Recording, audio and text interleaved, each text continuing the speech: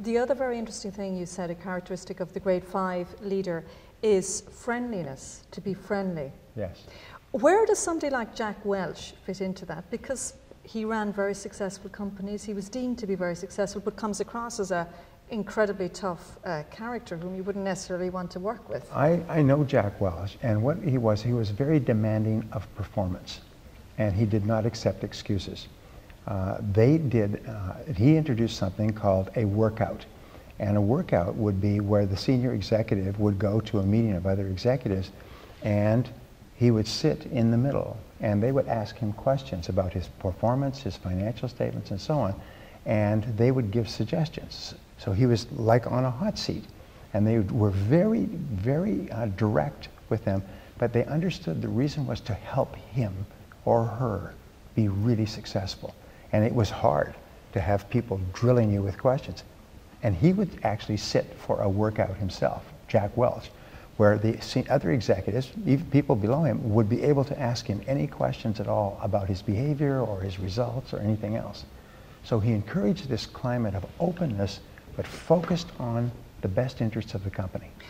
But without taking offense or pursuing revenge tactics if somebody pointed out issues they had with his personality. That was not allowed. Complete openness and complete candidness, but always aimed at how can we help you to get better results for the company. Yeah, so it wasn't about him really, and people understood this. Yes. It was about the company. Let's go back to some of your other strategies, Brian, because you have sort of 7 broad strategies for business success. We talked about leadership, we talked about the need for a business plan, for example. 1 or 2 others? My favorite, I call this the jelly in the jelly donut, is have a great product or service. And this is 90% of business success. Everything else around that is how you get the product or service to the customer, but you have to have a great product or service to start with. And here's an interesting thing. Most products or services, probably all, do not start off as great products. If you look at the success that Apple has right now, and I have just bought an iPad, and an iPad has sold 15 million copies and so on, but I read something today about that, is they started working on the iPad about 6 or 7 years ago. They announced it 6 or 7 years ago, and they've been working on it for all these years. So by the time it got to the market, it was a great product. And what happens is, and this is the key to success in business, how often a customer says, this is a great product, or this is a great service, or this is a great company. The percentage of times that a customer says this after using your services or your products is the determinant of the success of your business.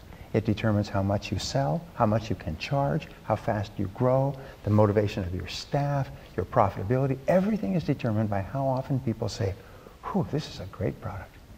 And what about, do you believe in, we'll say you have a product that you believe yourself is good. There are a lot of companies that are starting out even now with the economic problems. In fact, some have no other choice but to start their own businesses. I'm sure you've been hearing plenty of these stories. A lot of them wouldn't have an awful lot of money to market their products. Is it essential to spend money on marketing your product, or is there a way to bring it to market without having to spend an awful lot of money? Everything is competition. Your whole business life is determined by what your competitors do, not by what you do. Your prices are determined by your competitors.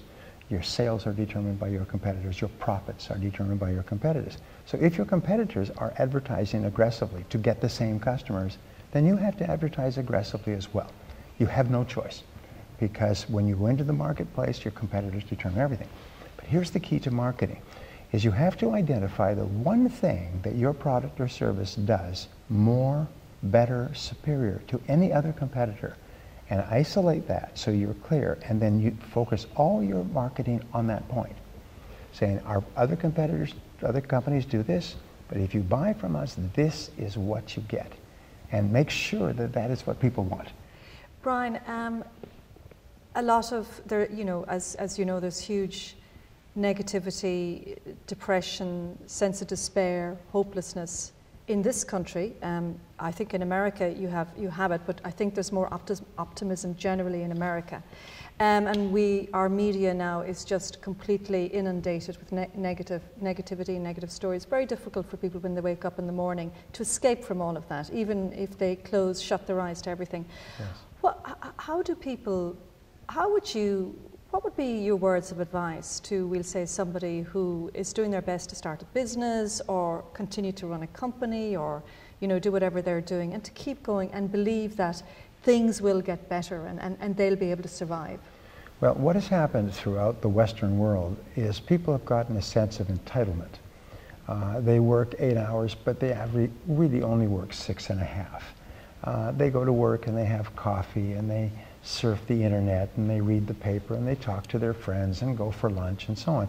They've got this idea. After several years, 10, 15 years of affluence, people start to coast. And the problem, we say, with coasting is you can only do it in one direction. And you can only do it downhill. And so what people have to do now is realize that, we call this the new normal. The game has changed. It's turned around. Today, for you just to survive, you're going to have to work very hard. And you're going to have to work hard on the things that really count. You can't work hard on little things. So when I teach, like I'll talk tomorrow, we teach the 80-20 rule, that 20% of your products account for 80% of your sales. 20% of your activities account for 80% of your sales. And these are what you do and what you sell all day long. And you don't do anything during the day that does not generate revenue, especially if you're a small or medium-sized business owner. You don't have lunch with your friends and surf the internet. This does not generate revenue. Peter Drucker had this wonderful line. He said, there are no results inside a business. All the results are outside the business. And so therefore you must get out and work harder, work smarter, work longer until you make your business successful. And what about the guy who wrote the 4-hour working week? Yes. Well, if you look at his background, he's an MLM network marketer. He's built a large business, and so he has people in his downline who do the work. So now he's successful, and now he can relax and have a 4-hour work week. It's a fantasy. It's an illusion. No one can have a 4-hour work week unless he's worked like 20 years to reach the point where he now has cash flow coming in. It's still about hard work. It's still about hard work. And you can sit there and visualize and meditate and do all the rest of it, which is all great. But if you don't do the work, yes, none of the visualization or the most of it, that's not going to be much help for you. And I was listening to an interview with a man named David Foster, who has produced 100 best-selling songs in the hit parade with some of the best singers in the world.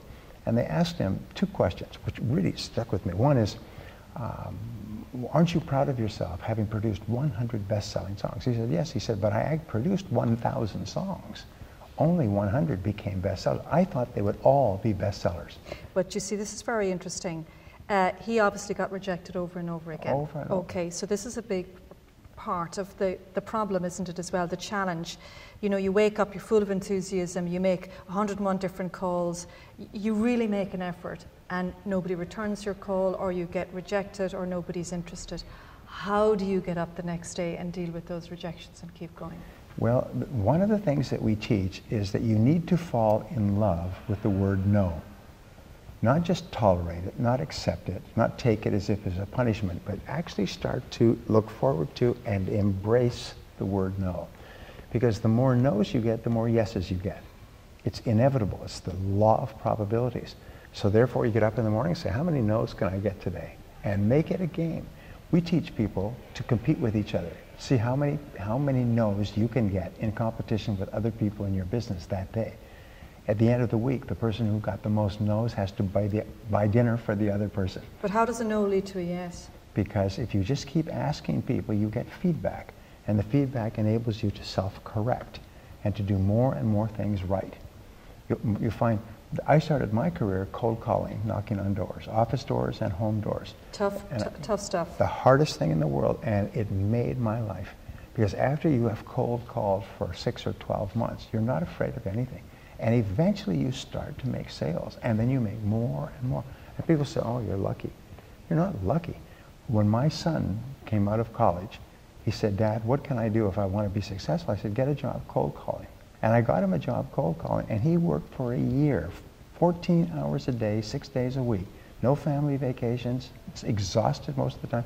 He knocked on doors 14 hours a day for 1 year. And he said, I've got it. And he's a totally different person.